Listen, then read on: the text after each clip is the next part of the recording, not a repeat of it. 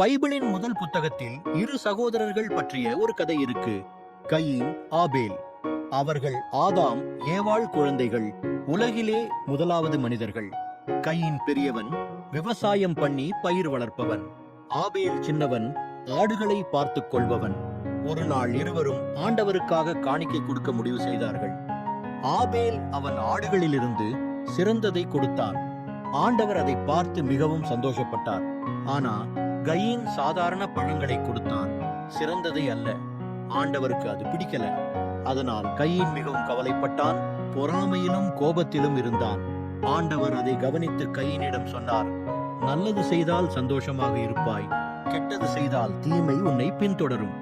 ஆனா கயீன் அவன் பொறாமையை விட்டுவிட முடியல.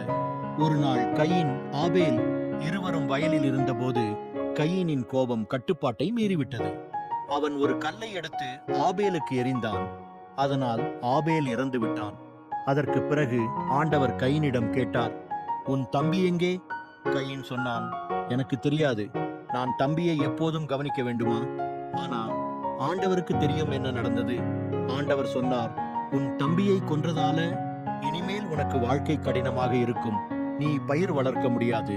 நீ உன் வீட்டை விட்டு விலகி வேறொரு இடத்தில் வாழ வேண்டும். கயீன் அச்சத்துடன் சொன்னான், இது எனக்கு மிகப்பெரிய தண்டனை. யாராவது என்னை கொல்லலாம். அப்போ ஆண்டவர் அவனுக்கு ஒரு அடையாளம் வைத்தார். அவனை யாரும் காயப்படுத்தக்கூடாது என்று பாதுகாப்பு கொடுத்தார். அதற்கு பிறகு கயீன் நோத் என்னும் தொலைந்த இடத்தில் குடியேறினான். அவனின் தம்பிக்கு செய்த தீமையால அவன் அங்கே தனிமையாய் வாழ வேண்டியது வந்தது. இந்த கதை நமக்கு ஒரு பெரிய பாடம் சொல்கிறது. பொறாமை, கோபம் நம்மை தீய செயல்களுக்கு இட்டுச் செல்கிறது. நாம் எப்போதும் நல்லதை செய்ய முயற்சிக்கணும். மற்றவர்களின் வெற்றியில் சந்தோஷப்படணும்.